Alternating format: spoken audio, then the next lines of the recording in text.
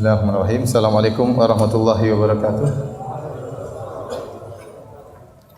Innal hamdalillah nahmaduhu wa nasta'inuhu wa nastaghfiruhu wa natubu ilaihi wa na'udzu billahi min shururi anfusina wa min sayyiati a'malina. May yahdihillahu fala mudilla lahu wa may yudlil fala hadiya lahu. Wa asyhadu an la ilaha illallah wahdahu la syarika lahu wa asyhadu anna Muhammadan abduhu wa rasuluhu la nabiyya ba'dahu. Ya ayyuhalladzina amanu taqullaha haqqa tuqatih wa la tamutunna illa wa antum muslimun. Fa inna asdaqal hadithi kitabullah wa khairal huda huda Muhammadin sallallahu alaihi wasallam. Syarrul umuri muhdatsatuha wa kullu muhdatsatin bid'ah wa kullu bid'atin dhalalah wa kullu dhalalatin finnar. Ikhwani fillah wa akhwati fiddin, azanillahu wa iyyakum. Alhamdulillah kita diberi kesempatan kembali oleh Allah Subhanahu wa taala untuk berkumpul pada kesempatan kali ini untuk mempelajari hadis-hadis Nabi sallallahu alaihi wasallam dalam kitab Sahih Al-Bukhari. Dan kita sudah sampai pada bab ke-33, bab ahabbud dini ila Allah adwamuhu, bahwasanya agama yang paling dicintai oleh Allah Subhanahu wa taala adalah yang paling kontinu, yang paling berkesinambungan. Bab bahwasanya agama yang paling dicintai oleh Allah adalah yang paling berkesinambungan. Kita masuk pada hadis ke-43. Al-Imam Al-Bukhari berkata, qala haddatsana Muhammad bin Al-Mutsanna qala haddatsana Yahya an Hisham qala akhbarani abi an Aisyah radhiyallahu anha, dari Aisyah ummul mukminin radhiyallahu anha, anna Nabiy sallallahu alaihi wasallam dakhala 'alaiha wa indaha imra'atun. Suatu hari Nabi sallallahu alaihi wasallam masuk menemui Aisyah radhiyallahu taala anha, dan ternyata di sisi Aisyah ada seorang wanita. Fa qala man hadhihi? Nabi bertanya, siapa wanita ini? Qalat fulana. Kata Aisyah radhiyallahu taala anha, wanita inilah si fulan, si fulana. Tadhkuru min salatiha. Lalu Aisyah menyebutkan tentang salatnya wanita ini. Kata Nabi, mah, apa ini? Ini menunjukkan pengingkaran. Apa-apaan ini? Alaikum bima yutiqun. Hendaknya kalian melakukan amalan yang kalian mampu. Fawallahi la yamallu Allahu hatta tamallu. Demi Allah, Allah tidaklah bosan sampai kalian bosan. Wa kana ahabbad dini ilaihi ma dama alaihi sahibuhu. Dan bahwasanya agama yang paling dicintai oleh Allah Subhanahu wa taala adalah yang paling kontinu pelakunya. Baik. Hadis ini, para hadirin dan hadirat yang dirahmati oleh Allah Subhanahu wa taala, menjelaskan tentang Nabi sallallahu alaihi wasallam waktu masuk bertemu dengan Aisyah, ternyata ada seorang wanita di sisi Aisyah, disebutkan namanya adalah Al-Haula bintu Tuwaid. Al-Haula bintu Tuwaid. Dan ternyata wanita ini sangat kuat beribadah, ya, sangat kuat beribadah. Maka Aisyah radhiyallahu taala anha memuji wanita ini, ya, memuji wanita ini di hadapan Nabi sallallahu alaihi wasallam dan juga di hadapan wanita tersebut, ya. Bahkan dalam sebagian lafal disebutkan, ya, Aisyah berkata, hadhihi fulanah wa hiya a'badu ahli al-Madinah. Ya Rasulullah, ini adalah si fulanah dan dia orang yang paling rajin beribadah di kota Madinah. Ya. Dalam riwayat yang lain juga disebutkan bahwasanya wanita ini tidak tidur malam karena salat terus sehingga tidak tidur malam, dan dia pun dipuji oleh Aisyah di hadapan Nabi sallallahu alaihi wasallam. Maka Nabi berkata, mah, yaitu mah adalah singkatan dari mahada, apa-apaan ini? Apa-apaan? Alaikum bima tutiqun. Hendaknya kalian beramal yang kalian mampu. Demi Allah, sesungguhnya Allah tidaklah bosan sampai kalian bosan. Perhatikan di sini, ya, yang bisa kita ambil dari hadis ini, Nabi sallallahu alaihi wasallam waktu mengatakan ma hadhihi, ini adalah pengingkaran. Apa-apaan ini? Ada dua pendapat di kalangan para ulama apa maksud pengingkaran Nabi sallallahu alaihi wasallam. Ada yang mengatakan Nabi mengingkari Aisyah memuji wanita ini di hadapan sang wanita. Karena kalau kita memuji seorang di hadapan dia, dikhawatirkan orang ini terfitnah. Maka Nabi melarang Aisyah untuk memuji wanita ini di hadapannya. Ya, betapa banyak orang yang ikhlas, ya, kemudian tatkala dipuji di hadapannya, maka dia pun berubah keikhlasannya. ya, berubah keikhlasannya. Bisa terkena dengan penyakit riya atau penyakit ujub, dan ini sangat berbahaya. Maka seorang asalnya tidak boleh memuji orang lain di hadapan dia kecuali dalam kondisi yang mendatangkan kemaslahatan. Contoh misalnya Khadijah radhiyallahu taala anha memuji Nabi sallallahu alaihi wasallam waktu Nabi ketakutan didatangi oleh malaikat Jibril. Nabi menyangka sesuatu menimpa dirinya. Dia berkata, "Laqad khasyitu ala nafsi." Sungguh aku khawatir suatu menimpaku. Rasulullah SAW takut gila atau takut yang lainnya. Maka Khadijah mengatakan, memuji Nabi, "Kalla fallahi abshir, la yukhzikallahu abada." Sekali-sekali tidak, kau tidak akan tertimpa semua itu. Bergembiralah, Allah tidak akan menghinakan engkau selamanya. Sungguhnya engkau jujur, engkau suka membantu orang lain, engkau begini. Ini tidak mengapa. Sekali-sekali kita memuji orang kalau memang ada maslahatnya. Ada maslahatnya meskipun di hadapan dia. Misalnya dia down, kemudian dia malas beribadah, kita bilang kamu sebenarnya pintar cuma kau malas misalnya. Ya sebenarnya kau mampu. Kita membuat dia lebih semangat lagi beribadah. Tapi asalnya seorang tidak boleh memuji orang di hadapannya karena sangat rawan. Pujian langsung diberikan di hadapan orang lain itu sangat rawan menjadikan dia angkuh atau sombong atau ujub atau riya. Namun pendapat pertama ini kurang kuat ya. Karena dalam sebagian riwayat disebutkan bahwasanya wanita ini setelah dia keluar dari rumah Aisyah, baru Aisyah menjelaskan, baru Rasulullah bertanya, "Siapa tadi?" Ya, wanita ini sudah pergi, baru Aisyah menyebutkan dia adalah si fulana, ya, orang yang paling rajin beribadah di kota Madinah. Jadi tafsiran pertama kurang tepat. Tafsiran yang kedua, pengingkaran Nabi atas apa? Bukan karena Aisyah memuji sang wanita di hadapan dia karena wanitanya sudah keluar, tetapi Nabi memuji sang wanita, tetapi Nabi mengingkari karena wanita ini beribadahnya terlalu kebanyakan. Wa za'amu annaha la tanam al-lail. Dalam riwayat disebutkan mereka mengatakan wanita ini tidak tidur malam. Berarti ibadahnya berlebih-lebihan. Maka Nabi SAW mengatakan, "Alaikum bima tutiqun." Hendaknya kalian melakukan amalan yang kalian mampu. Karena kalau tidak tidur untuk salat malam, lama-lama akan terputus. Oleh karenanya dalam hadis disebutkan, ya, habul a'mali ila Allah adwamuha wa in qal, bahwasanya amalan yang paling dicintai oleh Allah Subhanahu wa taala adalah yang paling berkesinambungan meskipun sedikit. Karena kalau amalan yang dikerjakan tiba-tiba banyak terus berusaha payah, maka suatu saat akan terputus. Dan Nabi tidak ingin Allah memutuskan pahalanya kepada hambanya. Makanya lebih baik continue meskipun sedikit-sedikit tapi pahala tidak terputus daripada semangat tiba-tiba berhenti akhirnya terputus. Kata Al-Ghazali rahimahullahu taala, batu hanya bisa dilubangi dengan air yang jatuh tetes demi tetes namun berkesinambungan.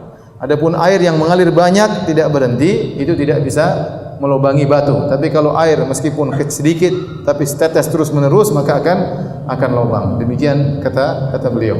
Oleh karenanya para hadirin dan hadirat yang dirahmati oleh Allah Subhanahu wa taala, Nabi tidak suka kalau orang beramal terlalu berlebih-lebihan hingga akhirnya dia pun terputus. Kalau terputus maka pahala yang Allah berikan juga terputus.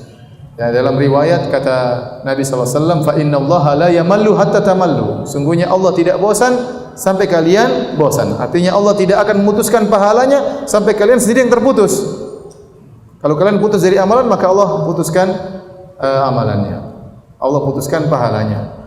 Oleh karenanya amalan yang terputus dibenci oleh Nabi. Nabi SAW pernah berkata kepada Abdullah bin Amr bin As, "Ya Abdullah, la takun mithla fulan." Wahai Abdullah, jangan kau seperti si fulan. Ya, fa innahu kana yaqumul lail tsumma tarakaha. Dahulu dia salat malam, kemudian dia tinggalkan salat malam. Ya, kenapa? Karena kalau dia sudah tinggalkan salat malam, pahala dia terputus.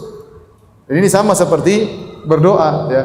Kata Nabi SAW, "Yustajabu li ahadikum ma lam ya'jal." Yaqul da'autu falam yustajab li.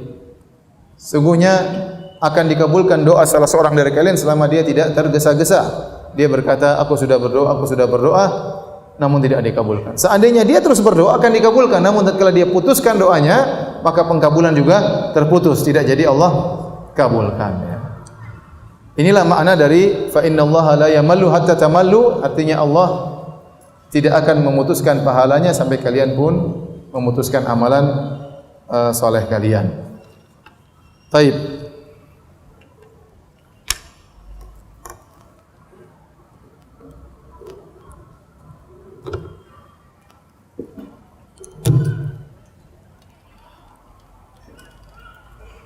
Ikhwan dan akhwat yang dirahmati Allah Subhanahu wa taala, kata Nabi sallallahu alaihi wasallam, "Alaikum bima tutiqun." Kata Nabi sallallahu alaihi wasallam, hendaknya kalian beramal dengan yang kalian mampu. Nabi sedang ngomong kepada siapa waktu ini? Kepada siapa? Aisyah. Ya, al-khitab apa namanya? Nabi sallallahu alaihi wasallam sedang berbicara dengan Aisyah dalam rangka mengingkari seorang wanita yang solat malamnya berlebih-lebihan sampai tidak tidur, solat malamnya berlebih-lebihan.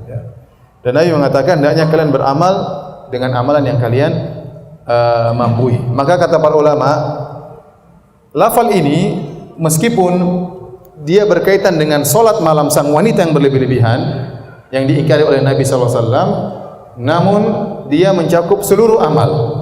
Dia mencakup seluruh amalan, tidak boleh berlebih-lebihan. Bukan cuma solat malam saja. Dan ada kaidah kata para ulama, ya, al-ibrah, ya, bil umum, bi umumil lafz, la bi khususil lafz, la bi khususi sabab. Bil umum maksudnya bi umumil lafz. Yang menjadi patokan adalah keumuman lafal, bukan kekhususan sabab. Berarti kan di sini Nabi sedang mengingkari wanita yang berlebih-lebihan dalam hal apa? Salat malam, beribadah dalam salat malam. Tapi para ulama mengambil hadis ini, lafalnya umum. Hendaknya kalian beramal yang kalian mampu dalam segala hal, bukan cuma dalam salat malam. Maka tidak boleh seorang berlebih-lebihan dalam puasa, tidak boleh seorang berlebih-lebihan dalam apa? Dalam salat malam. Maka hendaknya seorang beramal yang dia mampu. Karena kalau dia berlebih-lebihan, maka dia akan terputus. Tidak boleh seorang berlebih-lebihan dalam sedekah. Tahu-tahu dia bersedekah setiap bulan 80% dari gajinya. Wah, repot. Ya, baru bulan ketiga dia sudah KO, akhirnya dia berhenti. Hendaknya dimulai dengan 10%, 20% ya. Enggak mampu lagi ya 5% terlebih dahulu. Yang penting apa? Continue. Jangan dia paksakan dirinya. Apalagi Nabi SAW menggunakan lafal kum. Kum itu adalah kata ganti orang kedua jamak, ya, laki-laki. Alaikum. Kum ini kalau harusnya Rasulullah mengatakan alaiki bima tutiqin kalau Aisyah satu orang, tapi Nabi menggunakan kata ganti kum, berarti kepada kalian, artinya apa? Atas kalian amalan yang kalian lakukan. Untuk memperkuat bahwasanya hal ini berkaitan bukan hanya dengan salat malam, tetapi berkaitan dengan seluruh amalan. Paham atau tidak? Hah? Paham? Kalau keluar di ujian bisa jawab.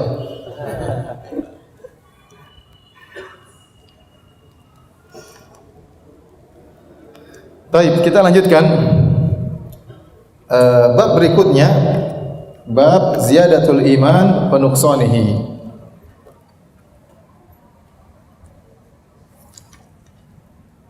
Bab tentang tambahnya keimanan dan berkurangnya keimanan. Wa qaulullahi ta'ala, dan firman Allah Subhanahu wa taala, wa zidnahum huda, dan kami tambahkan kepada mereka yaitu ashabul kahfi huda, petunjuk. Jadi petunjuk adalah bagian dari iman.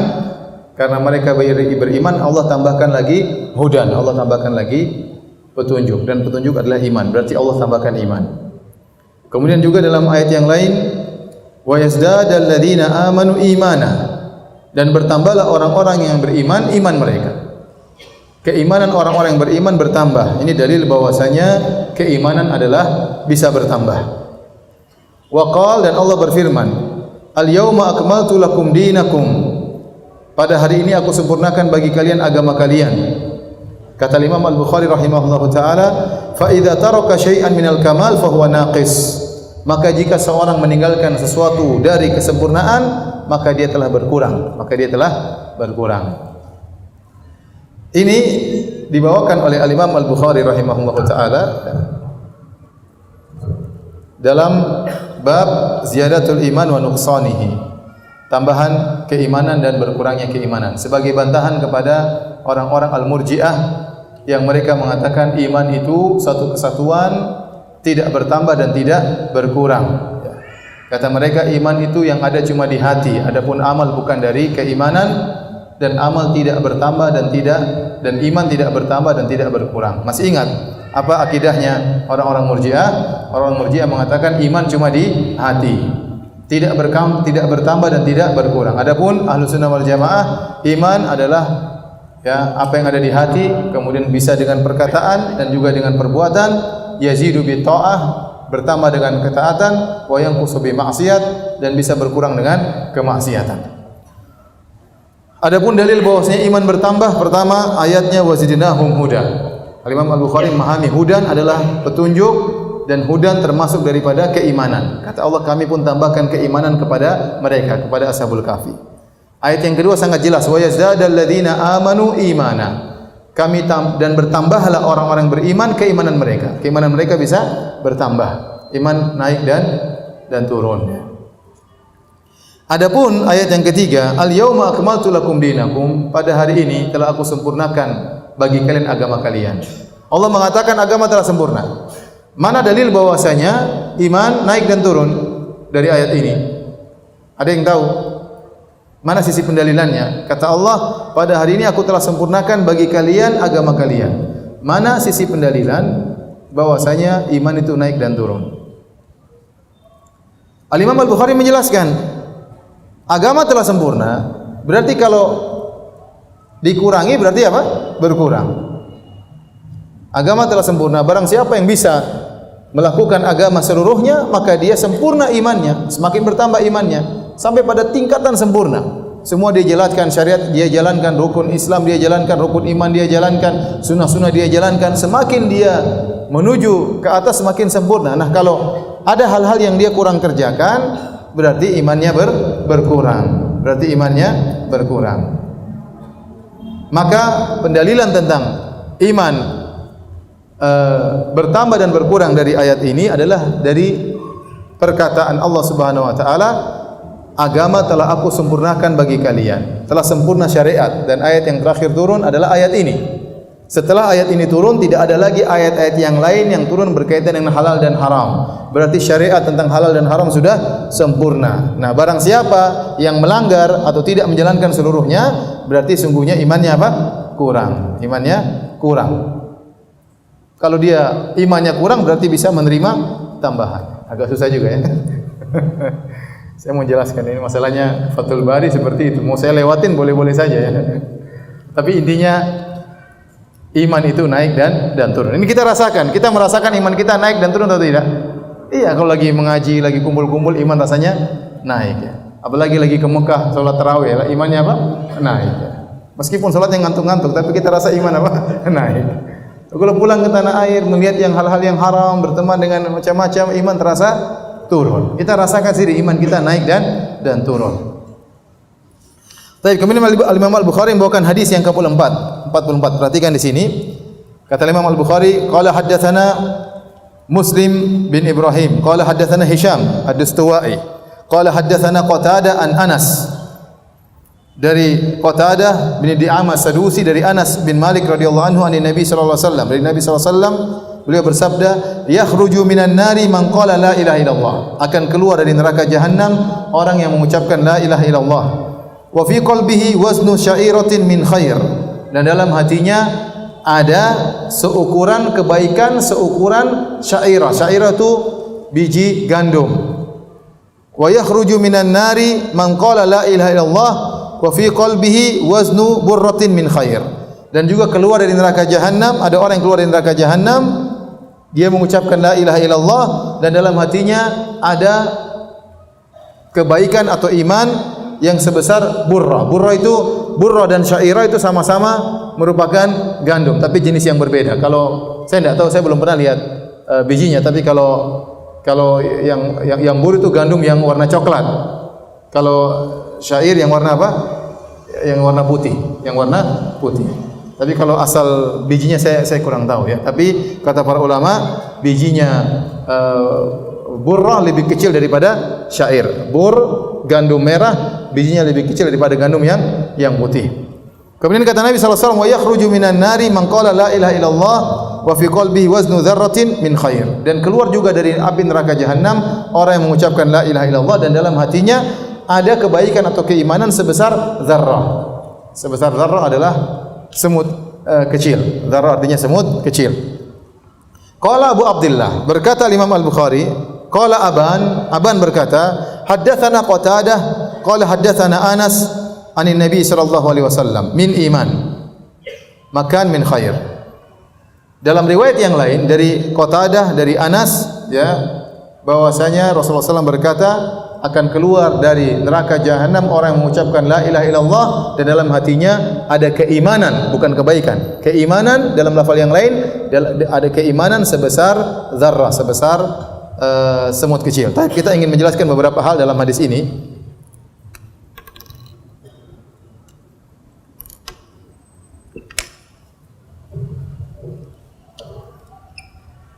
Ini ada pembahasan tentang masalah sanad sedikit ya.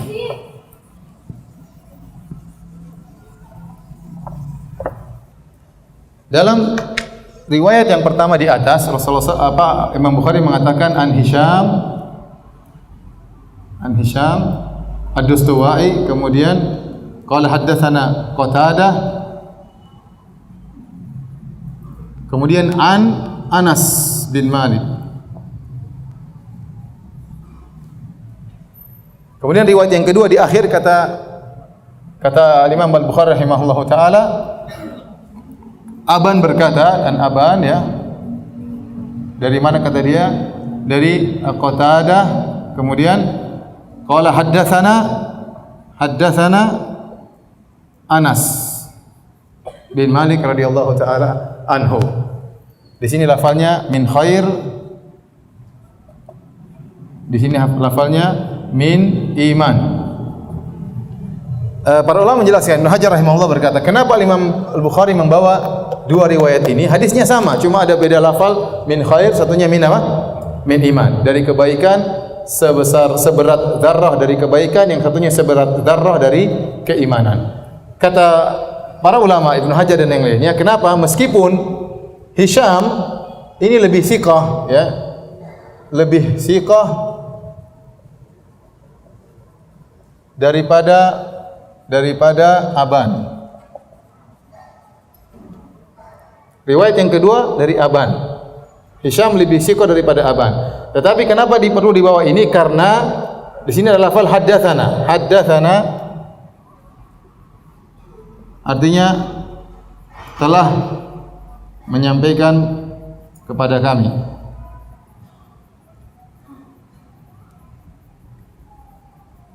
Adapun di sini an, dari, artinya apa?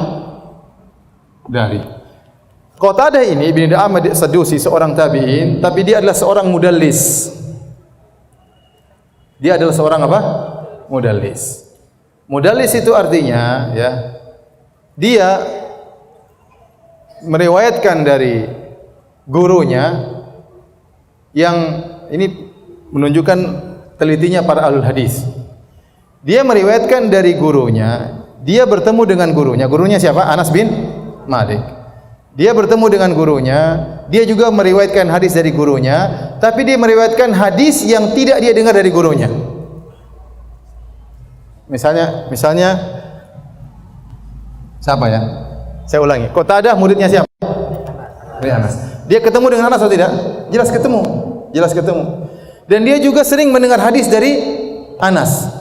Dia mengatakan haddatsani, telah menyampaikan kepadaku Anas bin Malik, telah menyampaikan kepadaku Anas bin Malik. Suatu hari dia meriwayatkan satu hadis dari gurunya yang dia tidak dengar. Suatu hari dia meriwayatkan hadis dari gurunya yang tidak dengar, supaya dia tidak bohong, dia menggunakan an, dari. Paham? Misalnya gampangannya siapa? Paijo. Muridnya siapa? Muridnya Paimin. Nah, Paijo ini sering mendengar kabar dari Paimin. Paimin bilang, "Oi Paijo gini-gini." Kata Paijo, "Saya telah mendengar dari Paimin, saya telah mendengar dari Paimin." Suatu hari dia menyampaikan berita, dia tidak dengar langsung dari Paimin. Tapi dia menyampaikan dari Pak Imin begini. Wah, ini namanya tadlis. Padahal dia tidak dengar langsung dari siapa? Pak Imin. Orang yang tidak tahu tentang ilmu hadis, dia menyangka kabar itu juga langsung dari Pak Imin dan tidak dicurigai karena Pak Ijo muridnya siapa? Pak Imin. Antum misalnya hadir, tahu-tahu antum sering dengar dari saya, tahu-tahu antum ngomong di luar, dari Ustaz Firanda ngomong gini. Padahal antum tidak dengar langsung. Antum dengar dari orang kedua. Orang keduanya, orang ketiganya antum jatuhkan. Orang yang mendengar kirain antum dengar langsung karena kebiasaan antum hadir dalam majelis apa? Ustaz Firanda. Paham? Dalam ilmu hadis ini tidak diterima. Dalam ilmu hadis, riwayat Qatadah dari Anas yang itu gurunya juga, namun menggunakan an tidak diterima. Karena ada kemungkinan Qatadah menjatuhkan satu orang di sini yang tidak ketahuan. Paham? Itu namanya apa? Tadlis. Namanya at-tadlis. Tadlis itu artinya penipuan ya. Penipuan sedikit ya. Ini makanya Al-Imam Al-Bukhari membawakan riwayat yang kedua untuk menjelaskan bahwasanya Qatadah dalam hadis ini dia dengar. Dalam riwayat dia mengatakan qala haddatsana Anas. Dia berkata Anas telah menyampaikan kepada kami. Kalau perkataan haddatsana atau akhbarana berarti dengar langsung. Haddatsana atau akhbarana berarti dengar langsung. Tapi kalau an itu tidak dengar langsung. Tidak dengar langsung. Nah, kalau orang yang mudallis suka menjatuhkan orang tidak ketahuan, maka sanadnya tidak diterima. Sanadnya tidak diterima. Dan banyak rawi-rawi yang seperti ini, namanya al-mudallisun, para perawi yang suka melakukan tadlis. Dia bertemu dengan gurunya dan dia meriwayatkan hadis yang dia tidak dengar dari gurunya, dia menggunakan an dari. Orang yang tidak ngerti menyangka sanadnya sambung. Ternyata tidak sambung. Ternyata dia dengar dari orang ketiga baru dari gurunya. Paham? Contoh begini ya. Pak Ijo ya. Tadi siapa gurunya siapa? Pak Imin ya. Kalau langsung itu namanya haddatsana atau haddatsani atau akhbarona atau akhbaroni. Tapi kalau dia meriwayatkan orang ketiga ternyata ada siapa di sini? Agus misalnya. Dia dengar dari Agus dari Pak Imin, maka dia mengatakan an Pak Imin. Dia mengatakan an Pak Imin. Padahal an Agus, an Pak Imin. Tapi kalau dia mengatakan dari Pak Imin, dia tidak bohong. Dia bohong atau tidak? Misalnya Pak Imin mengabarkan bahwasanya ada kecelakaan. Saya ragu antum paham atau tidak. Saya ragu ya. Saya ragu. Tapi saya ingin jelaskan lagi. Saya ulangi. Pak Ijo muridnya siapa? Pak Imin. Ada dua berita yang sampaikan, ada kecelakaan, ya, kemudian ada kematian.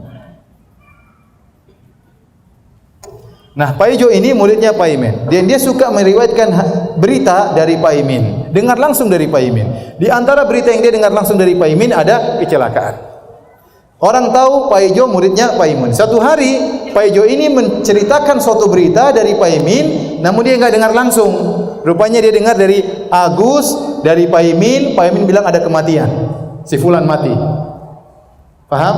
Maka supaya dia tidak bohong, dia enggak boleh bilang haddatsana karena dia bohong. Telah menceritakan kepada kami, telah mengabarkan kepada kami, berarti dia bohong. Padahal dia tidak dengar langsung dari Pak Imin. Maka supaya menutupi ini dia bilang langsung dari Pak Imin.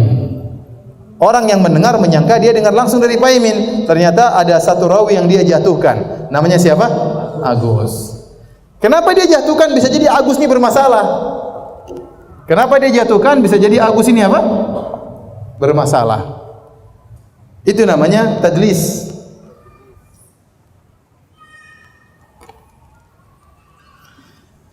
Baik, kita lanjutkan.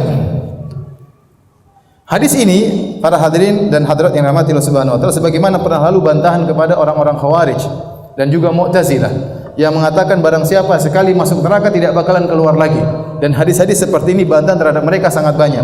Dalam hadis-hadis bahwasanya Allah menjelaskan ada orang yang dikeluarkan dari neraka Jahannam. Dan hadis-hadis seperti itu banyak. Orang dikeluarkan dari neraka Jahannam meskipun imannya tinggal sedikit. Jadi orang ini meninggal dalam kondisi banyak bermaksiat, imannya tinggal sedikit, disiksa, dibakar sampai hangus. Tetapi karena masih ada imannya sedikit, dia tidak kafir, maka suatu saat dia akan dikeluarkan dari neraka jahanam. Dan ternyata orang dikeluarkan dari neraka jahanam juga imannya berbeda-beda. Imannya berbeda-beda. Ada yang imannya seukuran al-bur, ada imannya seukuran biji gandum merah, ada imannya seukuran biji gandum yang putih, ada imannya seukuran zarrah. Zarrah, ada beberapa makna zarrah yang disebutkan oleh para ulama, disebutkan oleh tafsir dan juga Al-Qurtubi menyebutkan dan juga disebutkan oleh Ibnu Hajar. Zarrah di antara makna zarrah adalah butiran-butiran debu. Ya, makna zarrah. Ini sudah ya. Seandainya para perawi Pak Ijo, Pak Imin kita gampang hafal ya, tapi namanya nama-nama Arab susah juga ya. Nama-nama orang asing, kita kesusahan menghafalnya. Ya. Zarrah, ya. Di antara maknanya adalah butiran debu yang terlihat tatkala terkena cahaya matahari.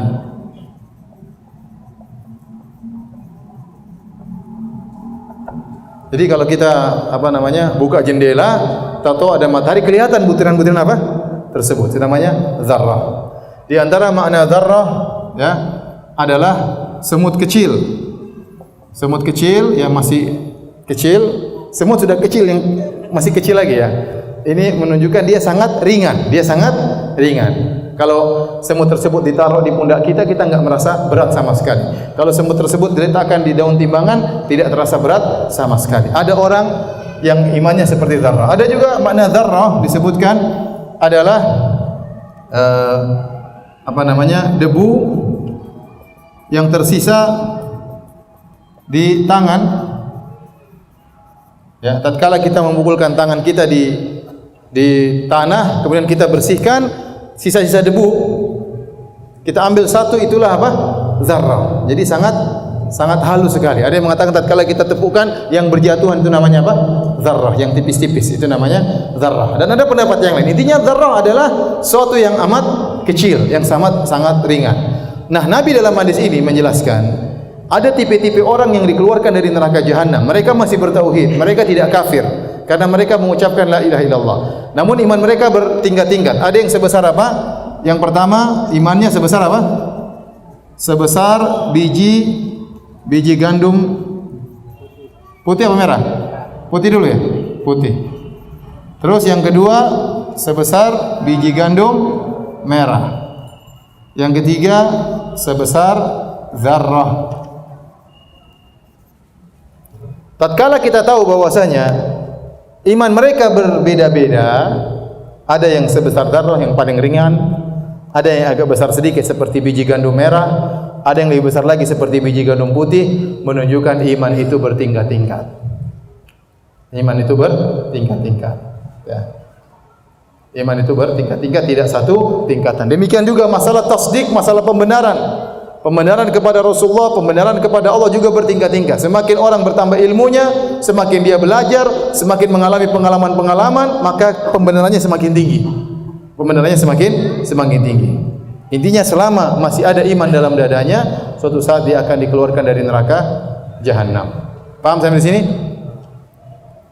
Ini menunjukkan iman bertambah dan berkurang. Seorang bisa imannya bertambah sampai akhirnya bukan sebesar biji lagi, bahkan sebesar gunung. Dan seorang bisa bermaksiat, baca syubhat sampai ragu sampai imannya bisa menipis seperti zarrah, bahkan bisa hilang. Olehnya seorang berusaha menambah imannya dengan belajar, menambah ilmu. Tidak sama orang yang belajar dengan orang tidak belajar. Orang yang semakin belajar, mengkaji hadis-hadis Nabi, mengkaji ayat-ayat Allah, maka imannya semakin tinggi bisa seperti gunung. Tapi orang yang tidak belajar kemudian melakukan maksiat, membaca syubhat, imannya bisa berkurang sampai akhirnya bisa hilang. Baik. Kita lanjutkan hadis berikutnya. Hadis ke-45. Qala haddatsana Al-Hasan bin Sabbah. Kata Imam Al-Bukhari telah menyampaikan kepada kami Al-Hasan bin Sabbah. Jadi bedanya haddatsana dengan haddatsani, akhbarana dengan akhbarani ya. Kalau haddatsana itu lebih tinggi daripada akhbarana. Ya. Kemudian kalau haddatsana menyampaikan kepada kami yang hadir banyak orang, cuma bukan dia sendiri yang mendengarkan. Tapi kalau bilang haddatsani berarti menyampaikan secara khusus kepada dia. Itu bedanya. Makanya saya katakan masalah para ahlul hadis, mereka menjelaskan dengan detail. Sehingga istilah-istilah mereka ngerti, sehingga tidak ada penipuan sedikit pun dalam sanad. Kalau ada penipuan seperti tadi, itu pasti ketahuan. Mereka tahu oh si fulan mudallis atau bukan. Bahkan ahlul tadlis, mudallisin pun bertingkat-tingkat. Ada tingkatan pertama, tingkatan kedua, tingkatan ketiga, tingkatan keempat, nanti paling parah tingkatan berapa? Kelima. Ya. Tapi kita lanjutkan. Sami'a Ja'far bin Aun qala haddatsana Abu Umais akhbarana Qais bin Muslim an Tariq bin Shihab an Umar bin Khattab. Dari Umar bin Khattab radhiyallahu anhu anna rajulan minal yahud qala lahu. Ada seorang laki dari Yahudi berkata kepada Umar, "Ya Amirul Mukminin, ayatun fi kitabikum taqra'unaha law alaina ma'syaral yahudi nazalat latakhadna dzalikal yawma idan." Wahai Umar, kata orang Yahudi ini, wahai Amirul Mukminin, berarti di zaman pemerintahan Umar. Ada sebuah ayat dalam kitab kalian, dalam Al-Quran yang kalian baca. Berarti orang Yahudi juga tahu isi Al-Quran. Dia bilang, wahai Umar, dalam Al-Quran kalian ada satu ayat yang kalian baca. Seandainya ayat tersebut turun kepada kami, orang-orang Yahudi, ya, latakhadna dzalikal yauma idan, maka kami akan menjadikan hari tersebut hari raya. Ada ayat di dalam Al-Quran, kalau turun kepada kami orang Yahudi, kami akan jadikan ayat tersebut sebagai hari turunnya ayat tersebut sebagai hari raya. Qala ayyu ayatin? Kata Umar, ayat yang mana? Orang Yahudi mengatakan, al-yauma akmaltu lakum dinakum wa atmamtu alaikum ni'mati wa raditu lakumul Islam madina. Yahudi pun hafal ayat ini. Dia mengatakan, pada hari ini telah aku sempurnakan bagi kalian agama kalian, aku sempurnakan nikmat kalian bagi kalian, dan aku ridha bagi kalian Islam sebagai agama. Qala Umar, kata Umar bin Khattab, qad arafna dzalikal yaum. Aku telah tahu hari tersebut. Wal makan alladhi nazalat fihi 'ala nabi, dan tempat di mana diturunkan ayat tersebut kepada Nabi. Wa huwa qa'imun bi Arafah yauma Jum'ah. Hari tersebut hari Jumat tatkala Nabi sedang berdiri di padang Arafah. Maka turunlah ayat tersebut, yaitu pada tahun 10 Hijriah. Tahun 10 Hijriah, ya, sebelum Nabi sallallahu alaihi wasallam meninggal setelah itu, ya. Baik hadirin dan hadirat yang dirahmati oleh Allah Subhanahu wa taala, perhatikan hadis ini, ya, menjelaskan bahwa orang Yahudi juga mengetahui sebagian isi Al-Qur'an. Bahkan mereka juga hafal ayat tersebut, ya. Kemudian terjadi juga interaksi antara Yahudi dengan orang Islam. Terkadang terjadi dialog antara orang Yahudi dengan orang Islam. Ini tidak jadi masalah. Kemudian dia mengatakan, kami orang-orang Yahudi kalau tahu seandainya ayat tersebut turun kepada kami akan jadikan sebagai hari raya. Para hadirin dan hadirat yang dirahmati Allah Subhanahu wa taala, dari sini sebenarnya mengatakan bahwasanya penentuan hari raya tidak boleh pakai perasaan dan tidak boleh pakai akal, tetapi harus menggunakan dalil. Buktinya kita tidak pernah merayakan hari Arafat kaum muslimin seluruhnya, ya. Tapi bagi jemaah haji memang hari Arafah, hari Ayyamut Tasyrik dan juga Idul Adha itu adalah hari-hari raya bagi jemaah haji, ya. Tapi kalau hari Arafah bukan hari raya bagi kita, buktinya kita berpuasa. Kita tahu hari raya tidak boleh berpuasa. Hari raya tidak boleh berpuasa. Sehingga kita tidak merayakan hari Arafah sebagai hari raya, bahkan kita disuruh untuk berpuasa pada hari tersebut. Makanya kata para ulama, penentuan hari-hari raya Islam tidak boleh ditentukan dengan akal. Ya, kalau kita mau jadikan itu sebagai hari raya, maka benar orang Yahudi sudah menunjukkan kami kalau itu turun kepada kami, maka dengan akal kami akan jadikan hari tersebut sebagai hari raya. Kenapa? Pada hari tersebut pernyataan Islam telah sempurna, maka hari tersebut perlu untuk kita rayakan.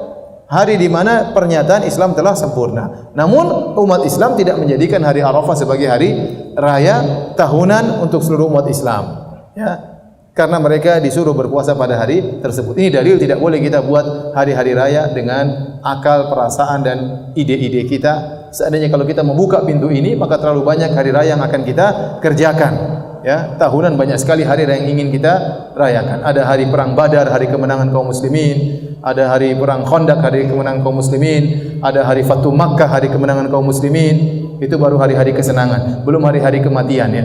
Hari kematiannya fulan, hari kematiannya fulan, hari kematian fulan, sehingga hari kita penuh dengan hari raya. Karena banyak sekali hari-hari bersejarah dalam Islam, namun ternyata tidak dijadikan hari raya. Perhatikan, hari raya dalam Islam,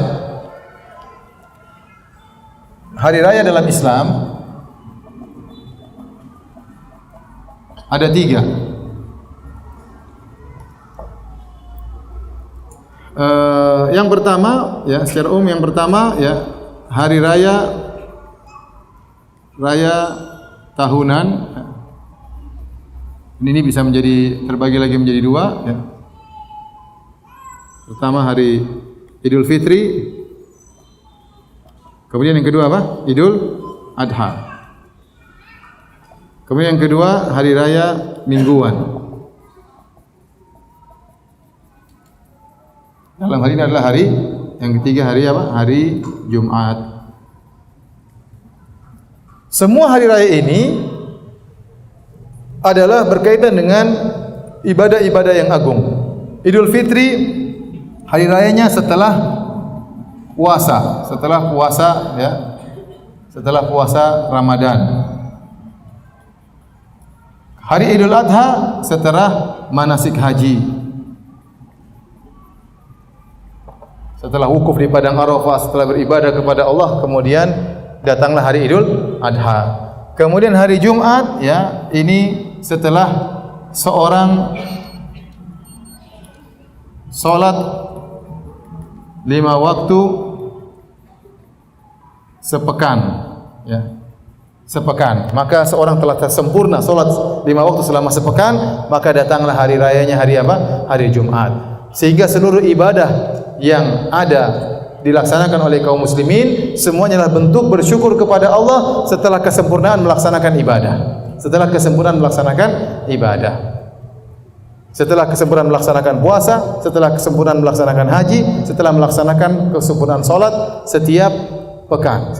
Kenapa? Karena haji dan puasa tahunan, adapun salat ya berulang setiap pekan, dimulai lagi dari hari yang pertama. Tatkala kita sempurna melaksanakan salat 5 waktu, maka ada namanya hari raya hari Jumat. Selain itu tidak ada hari raya agama, tidak ada. Ya. Tidak ada yang perlu diulang setiap tahun karena tidak ada kesempurnaan apapun. Beda dengan puasa setelah hari Idul Fitri setelah puasa, hari Idul Adha setelah melaksanakan ibadah haji, hari Jumat setelah salat 5 waktu selama sepekan. Adapun hari raya yang lain enggak ada, makanya tidak perlu ada hari raya ini, hari raya anu, itu tidak ada dalilnya. Seandainya itu perlu kita rayakan, maka pasti Nabi SAW sudah merayakannya. Dan akhirnya merepotkan kaum muslimin, terlalu banyak hari raya. Hari raya ini, hari raya ini, hari raya anu. Kita boleh menceritakan tentang sejarah, tetapi tidak perlu kita rayakan sebagai hari perayaan.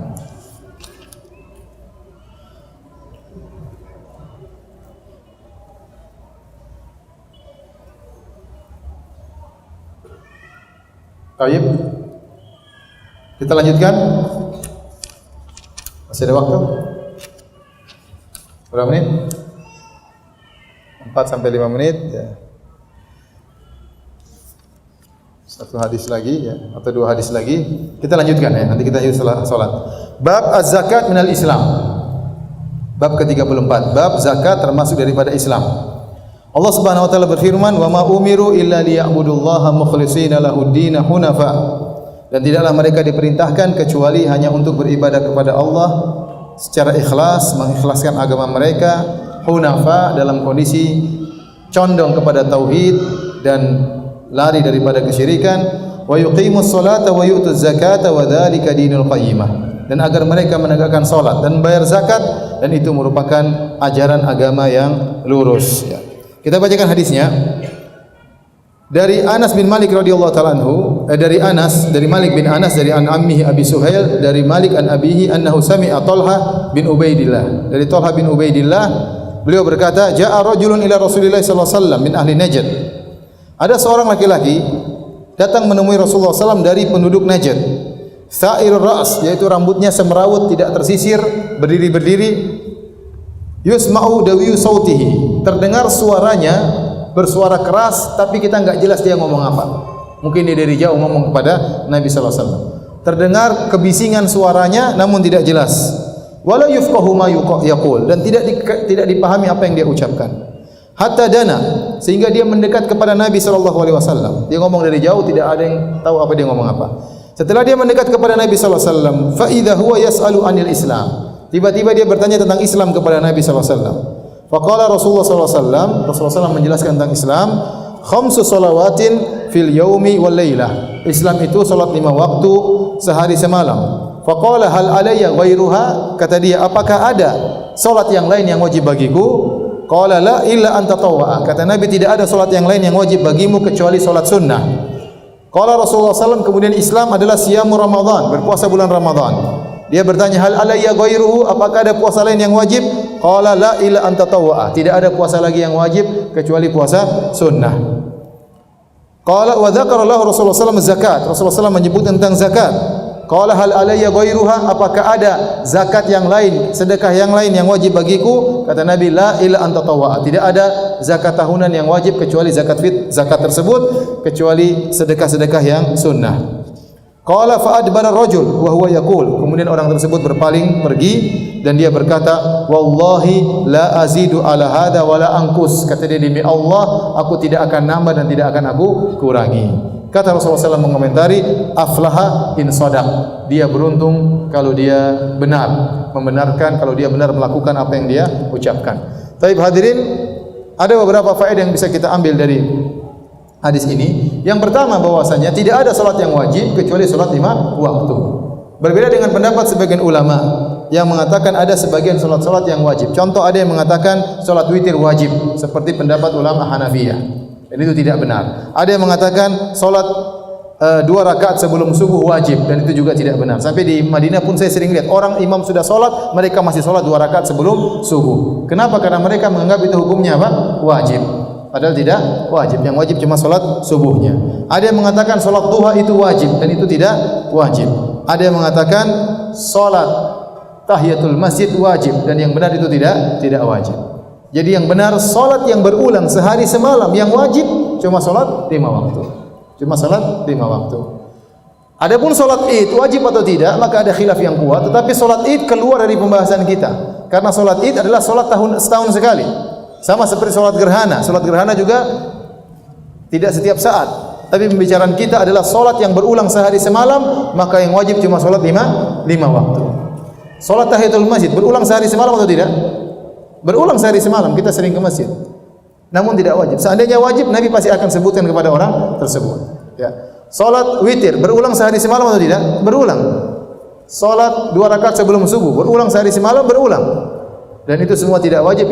Yang benar, yang wajib dalam sehari semalam hanyalah salat 5 waktu. Adapun selain salat sehari semalam, maka hukumnya sunnah seperti salat witir, tahiyatul masjid, dan juga salat duha dan yang lainnya. Allah Ta'ala bisawab. Habis ini kita lanjutkan lagi insyaallah Ta'ala.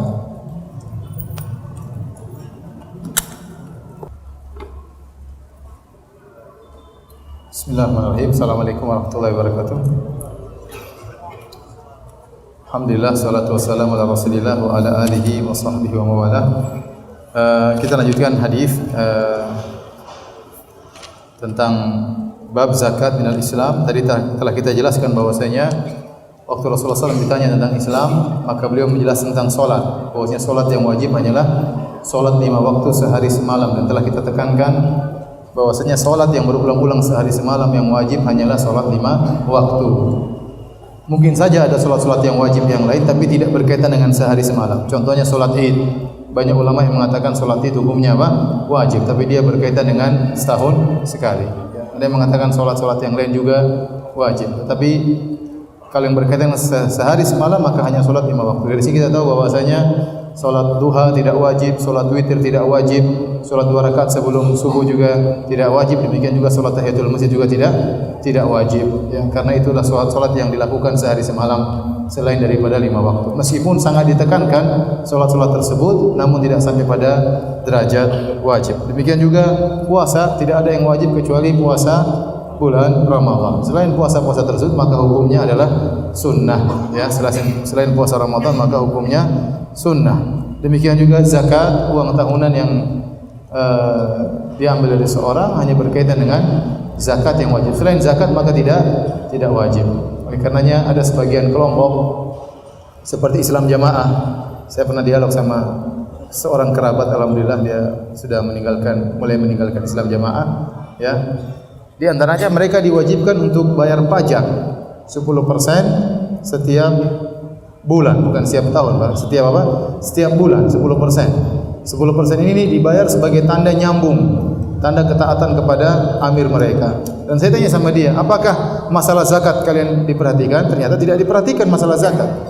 Justru yang diperhatikan adalah masalah pajak 10%. Saya sampaikan itu adalah agama buatan kelompok kalian. Mana ada Nabi menarik pajak 10% tiap bulan dari kaum muslimin. Apalagi ada petugas penarik pajak 10% dari kaum muslimin tiap bulan, ya. Karena yang ada Rasulullah SAW hanya memiliki para petugas penarik zakat, ya, yang itu sesuai dengan aturan-aturan zakat. Oleh karenanya pajak yang mereka wajibkan dalam kelompok Islam Jamaah ini adalah perkara yang tidak benar, ya, mengada-ngadakan dalam agama, mewajibkan sesuatu yang tidak wajib. Kemudian kata orang tersebut, kata Nabi SAW, tidak ada yang wajib illa an tatawwa'a, kecuali engkau melakukan tatawwu', kecuali engkau melakukan sunnah, dan itu tidak wajib.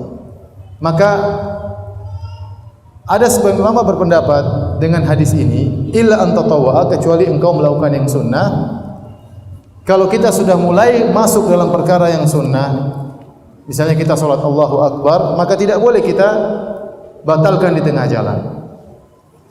Demikian juga kalau seorang meskipun salat sunnahnya tidak wajib, tetapi jika kita sudah mulai Allahu Akbar, maka tidak boleh kita batalkan di tengah jalan karena menjadi wajib. Karena tatkala orang tersebut bertanya, apakah ada yang wajib setelah ini selain salat 5 waktu, kata Nabi tidak ada kecuali kau lakukan salat sunnah. Artinya kalau kau sudah masuk dalam salat sunnah tersebut, tidak boleh kau batalkan di tengah jalan. Waktu dia tanya tentang puasa, apakah ada puasa yang wajib selain puasa Ramadan? Kata Nabi tidak ada kecuali puasa sunnah. Artinya kalau kau sudah mulai niat puasa, tidak boleh kau batalkan di tengah jalan. Ini pendapat sebagian ulama, namun ini semua tidak benar. Yang benar, barang siapa yang berpuasa, dia boleh batalkan di tengah jalan, sebagaimana dalam hadis-hadis Nabi sallallahu alaihi wasallam. Rasulullah sallallahu alaihi wasallam terkadang puasa sunnah kemudian dia batalkan di tengah jalan, ya. Demikian juga Rasulullah sallallahu alaihi wasallam juga pernah menyuruh Juwairiyah bintul Harith, padahal dia sudah puasa di hari Jumat, Rasulullah SAW suruh dia untuk batalkan puasanya. Maka demikian juga salat sunnah seorang boleh batalkan di tengah jalan, kalau ada keperluan dia batalkan, tidak jadi masalah. Demikian juga salat puasa sunnah juga dia boleh batalkan di tengah jalan. Tapi kita lanjutkan hadis yang terakhir pada malam hari ini sebelum kita buka tanya jawab. Bab ittiba'ul janaiz minal iman. Bab bahwasanya mengikuti jenazah termasuk daripada keimanan.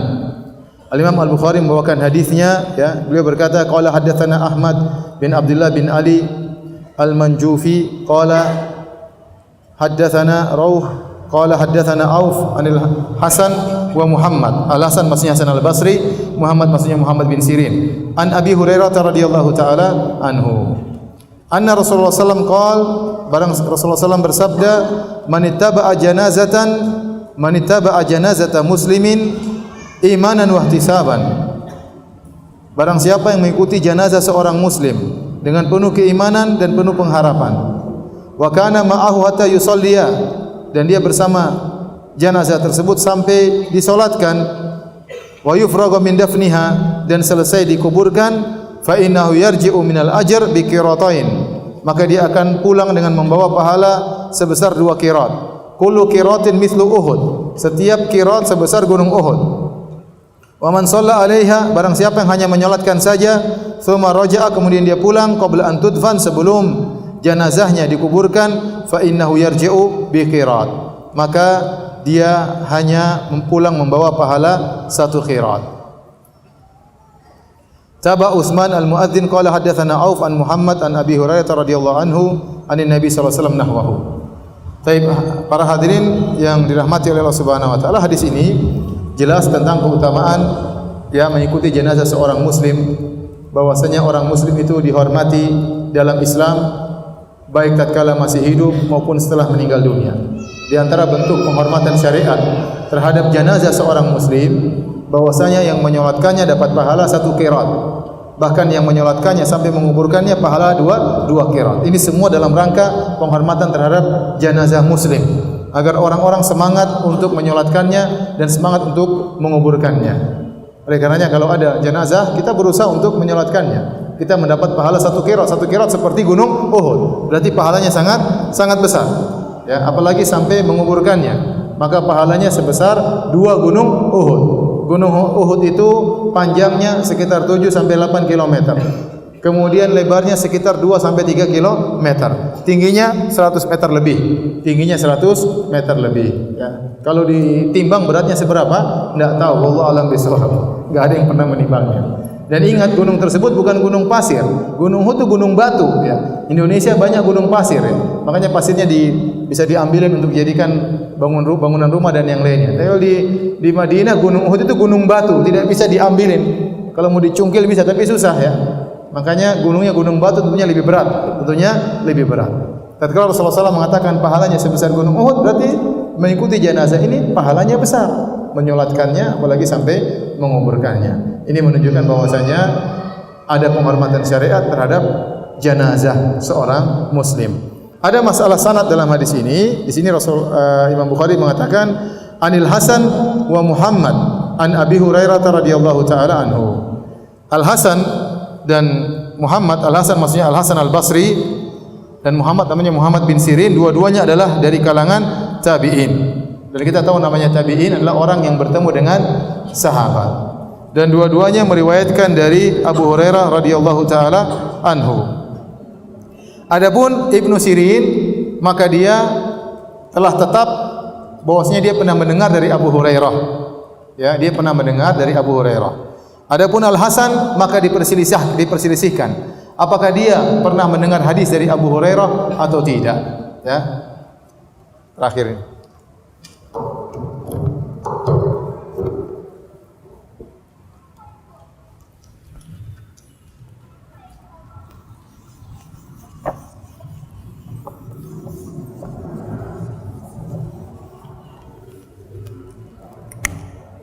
Baik, kita Abu Hurairah radhiyallahu anhu. Di sini ada perawi namanya siapa? Al Hasan Al Basri. Ada lagi perawi satunya dari siapa? Muhammad Ibnu Sirin. Ini adalah tabi'in. Tabi'in adalah orang yang pernah bertemu dengan sahabat, ya. Nah, dua-duanya menggunakan kalimat an. Dari Muhammad bin Sirin telah valid bahwasanya dia pernah mendengar hadis-hadis dari siapa? Abu Hurairah radhiyallahu taala anhu. Dan dia bukan seorang mudallis. Maka meskipun dia meriwayatkan dengan an, maka diterima periwayatannya. Beda kalau dia seorang mudallis, maka tidak diterima kecuali pakai haddatsana atau akhbarana atau amba'ana. Tapi karena dia bukan seorang mudallis, meskipun mengatakan dari, dianggap riwayatnya bersambung. Kenapa? Karena dia bukan seorang mudallis. Paham? Tidak seperti tadi. Tadi siapa? Paijo yang mudallis. Paijo atau Paimin? Paijo sering dengar dari Paimin, tetapi dia meriwayatkan satu hadis, sering dia jatuhkan orang. Orang itu bermasalah. Kalau dia sebutkan orang itu, nanti hadisnya dhaif.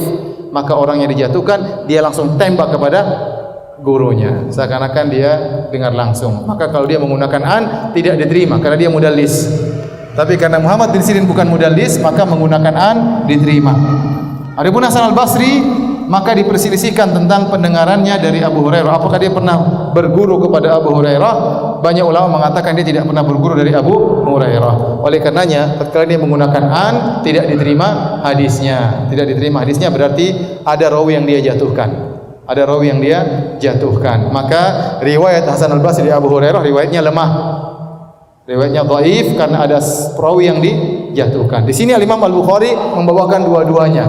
Yang jadikan sandaran adalah Muhammad bin Sirin dari Abu Hurairah, adapun Hasan al-Basri hanya pelengkap, memperkuat riwayat tersebut. Paham?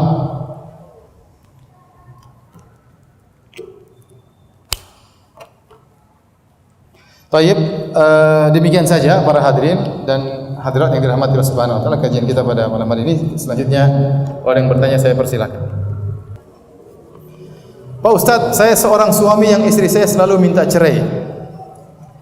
Dan sampai saat ini sudah 1 tahun enggak cerai-cerai.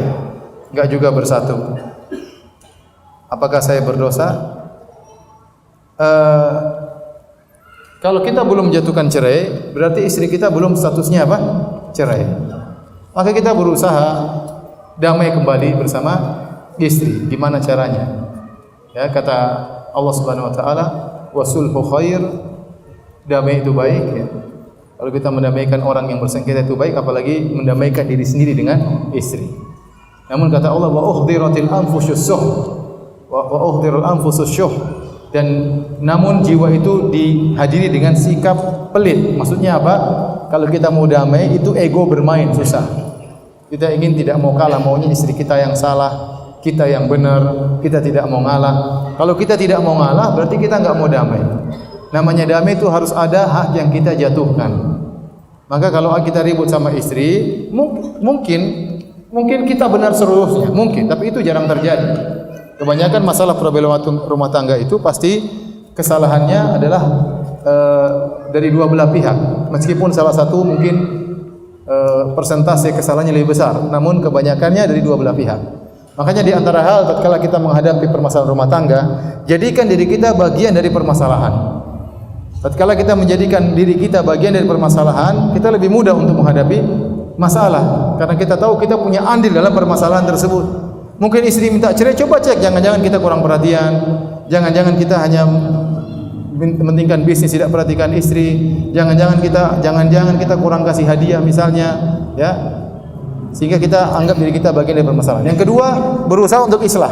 Tadi islah, namanya islah tadi, ego harus dikalahkan. Ego harus dikalahkan demi kemaslahatan kita, kemaslahatan anak-anak. Kalau memang tidak bisa islah, ya udah mending cerai. Daripada setahun tidak ada kontak sama sekali, buat apa? Menyiksa diri sendiri, menyiksa anak orang lain juga. Kita tersiksa, istri kita juga tersiksa, mending cerai. Tapi saya katakan ini terakhir. Jangan cerai kecuali setelah menempuh segala usaha.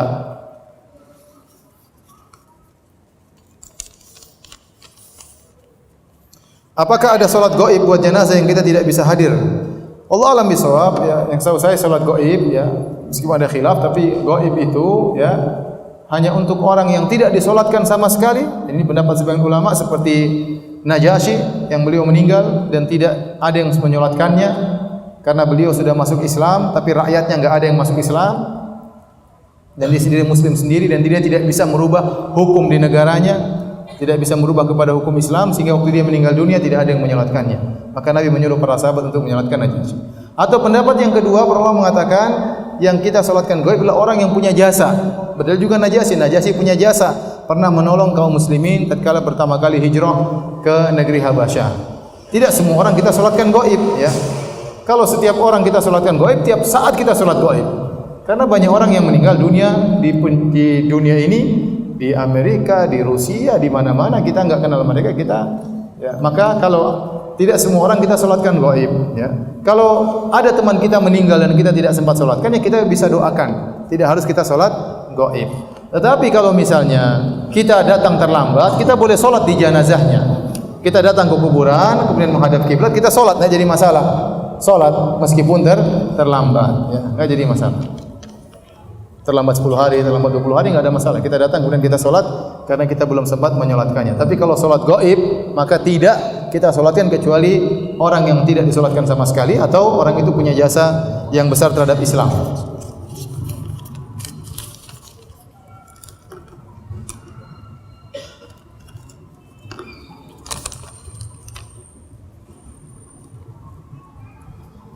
Ustaz, apakah setiap hadis Sahih Bukhari dan Muslim pasti sahih? Jawabannya tidak. Seluruhnya. Ada masalah usul, ada yang disebut dalam mutabaat, ada disampaikan pada pokoknya, ada yang tambahan-tambahannya. Tambahan-tambahannya itu belum tentu apa? Sahih, ya. Contoh juga ada yang disebut dengan muallaq, ya. Jadi tidak semua yang tercantum dalam Sahih Bukhari itu sahih, kecuali yang usulnya. Seperti tadi kita sebutkan kan hadis ini, kemudian kita bilang taba'ahu, di bawahnya ada riwayat, itu belum tentu apa? Sahih. Atau tambahan-tambahan di bawahnya belum tentu sahih. Atau di atasnya judulnya hadis muallaq tanpa sanad, itu juga belum tentu sahih. Contoh seperti hadis yang dijadikan dalil oleh orang-orang kufar untuk mencela Nabi SAW. Ini sudah lewat, kita sudah pernah bahas atau belum saya lupa ya. Bahwasanya Rasulullah SAW tatkala menerima wahyu, kemudian setelah itu malaikat Jibril tidak datang lagi, maka Nabi pun sedih. Zuhri menyampaikan, Zuhri tabi'in, fima balaghani, telah sampai kepadaku, Nabi pun sedih. Kemudian Nabi pergi ke puncak gunung, kemudian ingin melemparkan dirinya bunuh diri. Hadis tersebut secara sanad hadisnya lemah.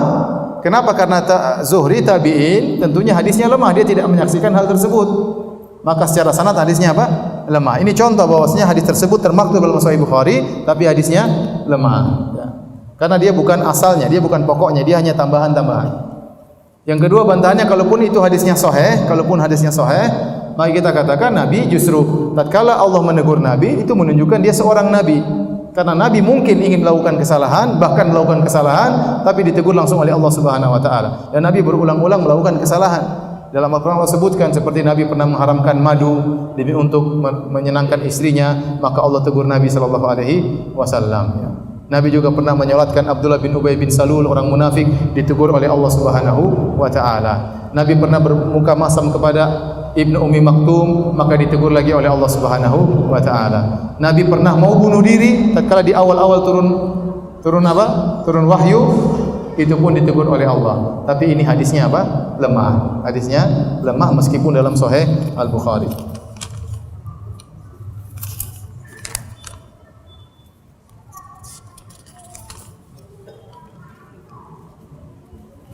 Ustaz, amalan-amalan apa yang bisa menghapuskan dosa riba? Amalan pertama, bertobat kepada Allah Subhanahu wa taala. Aman ja'atu mau'izatu min rabbi fantaha falahu ma salaf. Barang siapa yang datang peringatan dari Rabb-Nya kemudian dia berhenti, maka dia diterima tobatnya oleh Allah, falahu ma salaf, dan baginya apa yang telah lalu. Orang yang praktek riba kemudian dia berhenti, maka hasil ribanya halal bagi dia. Kalau dia bertobat kepada Allah, ini pendapat yang lebih kuat, maka dia boleh gunakan untuk modal usaha dan yang lainnya. Tapi kalau dia kembali lagi, maka jadi dosa. Kalau dia bertobat dan berhenti, maka diterima tobatnya oleh Allah, dan uang hasil tersebut boleh dia gunakan untuk dagang dan yang lainnya sebagai modal usaha dan yang lainnya. Dan kalau dia punya harta nanti, hendaknya dia banyak bersedekah, ya, karena riba mengambil harta orang, maka berusaha dia lawan dengan banyak bersedekah pada Allah Subhanahu wa taala. Bersedekah kepada siapakah yang paling utama? Keluarga du'afa tapi tidak taat agama, du'afa lainnya taat agama. Saya rasa dua-duanya penting. Kerabat kita kasih duit, tapi kita sambil nasihati, nasihati. Kerabat lebih utama untuk kita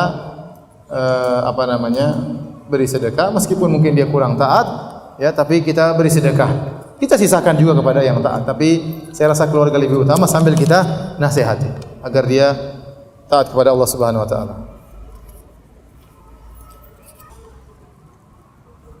Ustaz, apakah hanya menjawab saya terima pada saat ijab qabul, saat menikah dibolehkan dan termasuk mempermudah ibadah bagi yang dibolehkan? Ya, pendapat yang kuat, kalau dia bilang saya terima maka sudah sah, ya. Karena sebagian orang terkadang saya lihat agak menyusahkan, ya.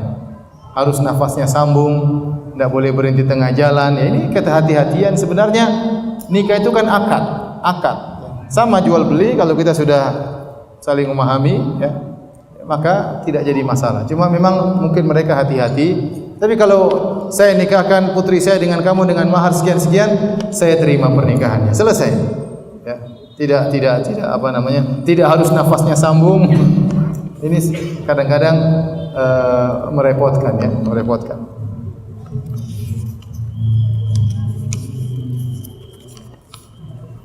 Kapan tepat pelaksanaan salat isyraq? Salat isyraq yaitu bagi orang yang duduk di masjid setelah salat subuh sampai 15 menit setelah sunrise. Jadi kalau kita punya jadwal sunrise tambah 15 menit, maka itu awal salat isyraq dan itulah awal dari salat duha. Salat isyraq adalah bagian dari salat duha. Barang siapa yang sudah salat isyraq, maka dia sudah melaksanakan salat duha.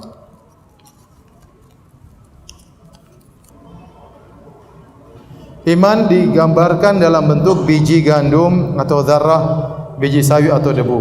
Sedangkan ibadah dibalas dengan pahala nominal angka seperti 27 derajat, 700 derajat dan seterusnya. Padahal ibadah akan menentukan nilai keimanan. Pertanyaan, kenapa ibadah dinilai dibalas dengan angka sedangkan iman digambarkan dengan biji, ya? Terserah Allah Subhanahu wa taala, ya. Ya, kadang Allah menggambarkan dengan angka dan kadang Allah menggambarkan dengan apa? Berat. Yang jelas amal soleh itu punya berat nilai pahala. Tidak ada pertentangan sebenarnya. Misalnya seorang yang sholat isya di rumah pahalanya misalnya seberat seberat mobil. Ya.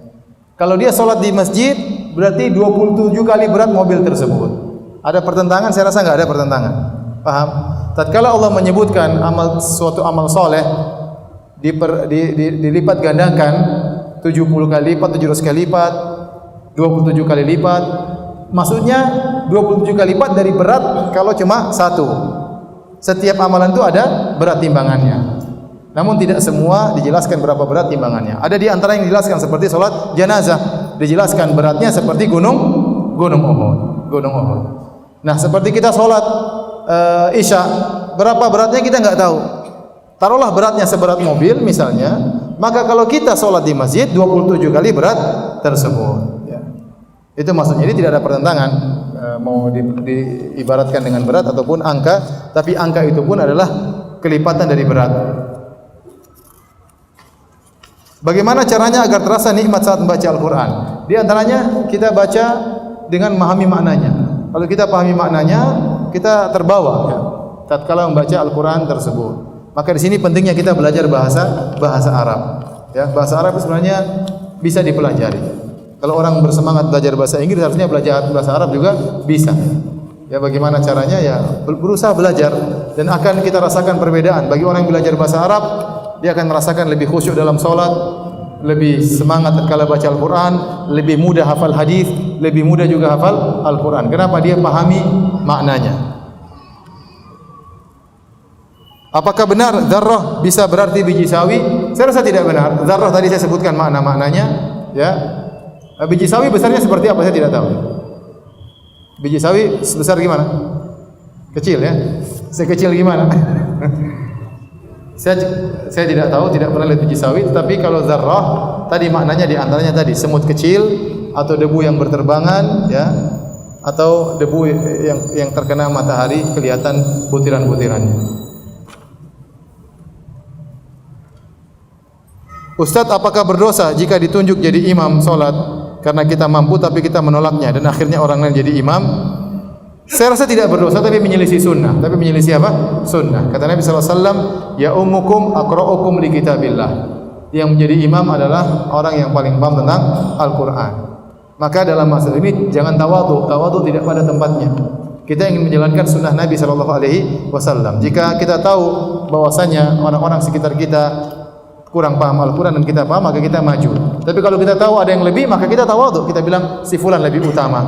Si fulan lebih utama. Tapi kalau yang lain amburadul, ya udah. Kita maju aja. Kita maju aja. Dan ini pernah terjadi. Saya pas umrah, ada jemaah-jemaah dari Arab. Kemudian saya juga ada orang Pakistan. Kemudian akhirnya qomat. Habis qomat, bingung-bingung mau jadi imam, Pakistan itu maju, nekat.